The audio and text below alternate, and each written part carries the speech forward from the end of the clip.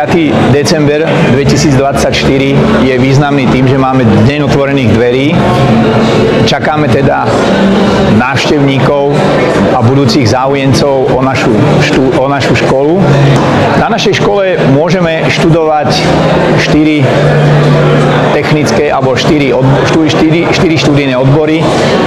Je to klasické strojárstvo, potom je to elektrotechnika a mechatronika a od budúceho školského roka by som chcel aj predstaviť nový študijný odbor technické líceum. Už ako názov hovorí, líceum ide vlastne o všeobecné vzdelávanie na technickej škole. To znamená, že všeobecné predmety boli posilnené a sú doplnené o technické predmety z oblasti elektrotechniky, strojárstva a ekonomiky. História našej školy sa píše od roku 1951, čiže tento rok sme oslávili 73. výročie založenia školy. Škola za ten čas vychovala viac ako 16 000 absolventov. Mnohí z nich sú z Trnavy, v okolí Trnavy, ale študovali tu aj študenti z Čiech, z Ukrajiny, študovali tu aj zahraniční študenti z Afriky, z Ázie, takže táto škola má aj takéto zázemie v histórii, ktoré vlastne nám dáva aj taký ten odkaz do budúcnosti, že tá technika sa musí a bude rozvíjať aj v Trnave naďalej. Čo sa týka úspechov našej školy, tie úspechy raz sú väčšie, raz sú menšie. V poslednom období sa nám darí hlavne v robotike. Máme nové študijné odbory mechatronika, kde vlastne žiaci získavajú vedomosti z oblasti robotiky, CNC strojov, ale aj z automatizácie a z nových technológií. V strojárstve úspechy máme v technických konštrukciách, v nových programoch, takisto v riadení CNC strojov, zváracích zariadení.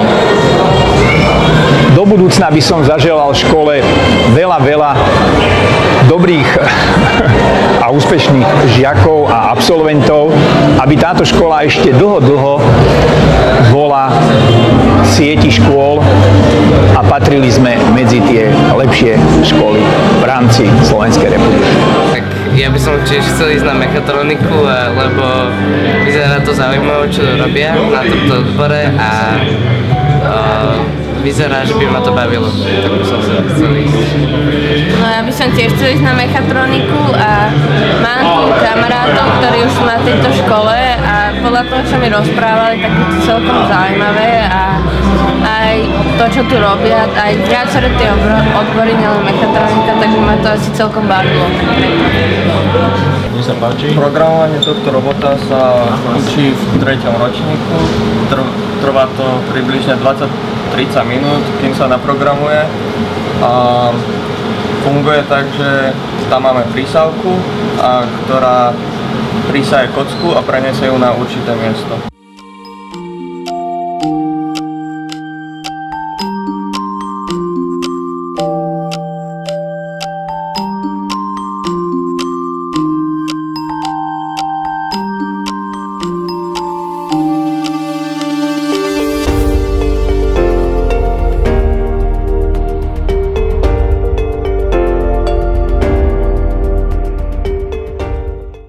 Sa učí vo 4. ročníku na hodinách mechatroniky.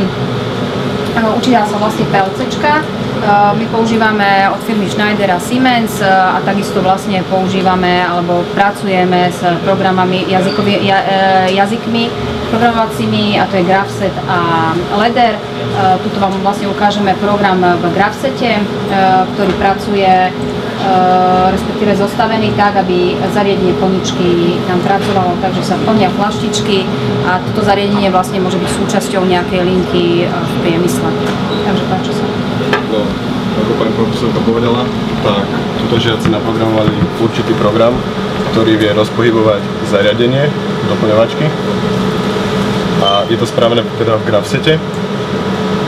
A informácie z tohto programu sa prenášajú do PLCčka, to je táto šedá skrinka. a tá vie zadať nejaký úkon alebo rozpohybovať celý tento mechanizmus. Môžeme si to ukázať a môžete aj sledovať túto modrú guličku na monitore, ktorá sa bude hýbať smerom nadol a každá táto ako keby úroveň bude ukazovať, aké prešli úkony. Hej. A vlastne úlohou je dostať túto kvapalinu do tej fľaštičky cez túto striekačku. Táto striekačka nasaje vodu a potom ju vlastne vytlačí do fľaštičky.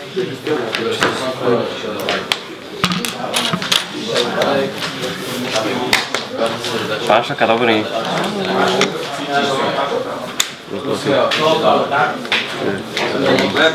Teraz vlastne dáš trojíš taký krásnička, alebo vlastne môžeš roziť, čo?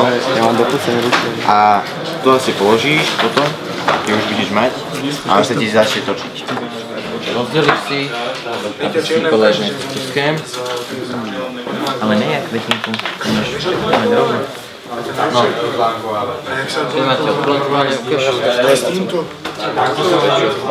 Tak vám treba teda pod nejakou organizáciou, kde ste to robili a bolo by to oveľa viacej finančne a tuto máte naozaj za smiešné peniaze. Teda prekonal svetový rekord v medzinárodnej radioamatérskej súťaži, vlastne v jeho mládežníckej kategórii. A máme tu viacnásobné úspechy, ktoré mávame v Zenite dosť často, alebo ktorý v tých spomínaných sočkách, čo vlastne či už vyhrajú okresné alebo krajské koložiaci a niektoré aj celoslovenskú úroveň. A to je asi tak z našej strany všetko. Tlačíme momentálne takéto držačiky na menovky, keďže neobjednala škola dostatočný počet, tak musíme improvizovať. Tak dneska ráno sme si ešte namodelovali teda držačiky a teraz ich tlačíme. Nie len vzdelanie, ale aj srdce je pre nás dôležité. A to si myslím, že aj vidno na nich. Tak. A aj to, že keď je nás málo, tak naozaj si ich ľahšie sa zapamätáme, ľahšie sa spoznáme. Nie len po tej odbornej stránke, ale aj po tej ľudskej stránke.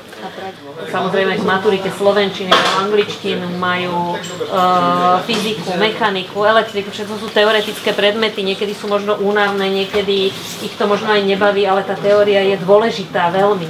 Ale na to, aby to celé tú teóriu pochopili, tak musia to aspoň trošku vidieť, jak to funguje. Ja som maturant, robím sočku, stredoškolskú odbornú činnosť a toto je môj výstup. Mal som víziu, že spravím basgitaru, ktorá je čisto z plastu.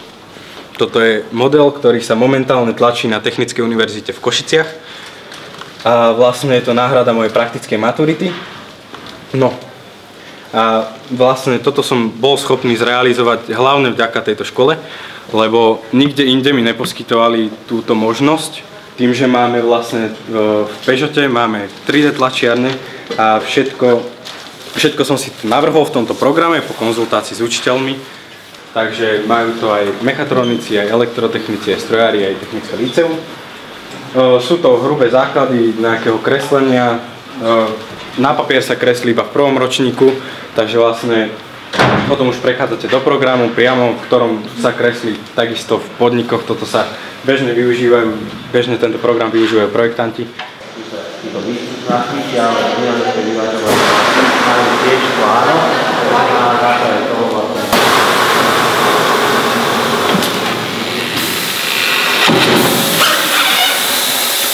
Ešte nejaký. Mám, počuj.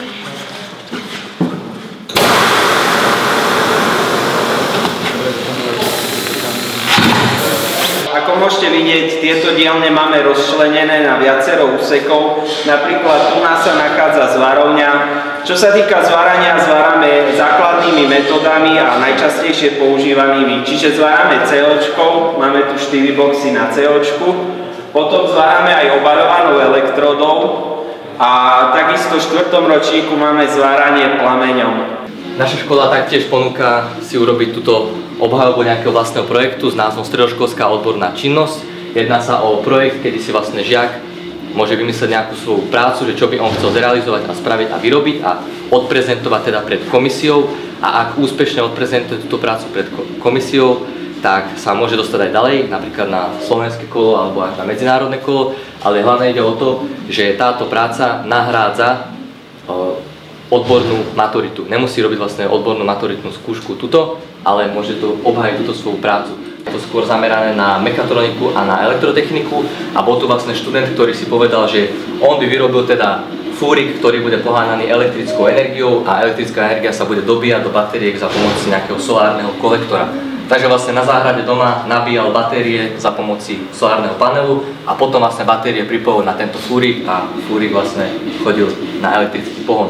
Teoretické poznatky a vlastne tie teoretické zdatnosti, predsa len nie je na to si veci vyskúšať.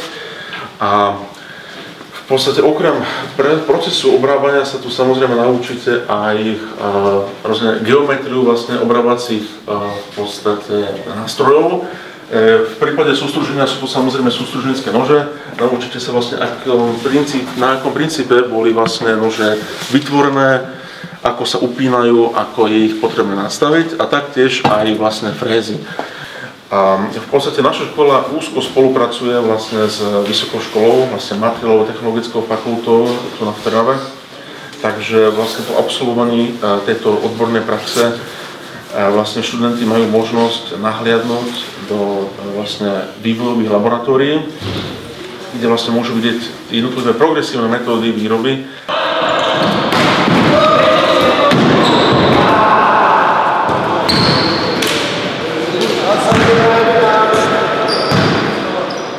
Chlapci tu cvičia posilňovanie, máme tu turnaje, teda máme súťaž, benchy, robíme stonotenisový turnaj, robíme volejbalový turnaj, robíme basketbalový turnaj, aj florbalový turnaj. Býva tak, že hrápajú žiaci medzi sebou, alebo žiaci proti učiteľom. Máme také, že vianočný turnaj, to sú žiaci proti učiteľom, celkom zábavné to je, takže je to v tejto časti. Ešte. Opa.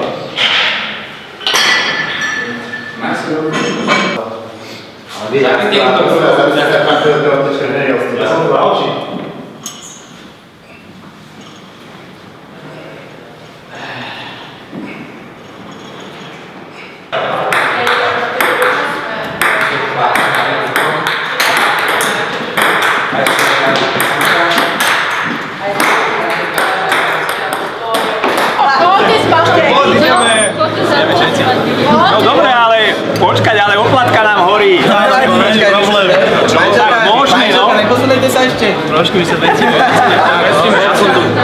Toto dáme dole a teorka. Aj to je bingo.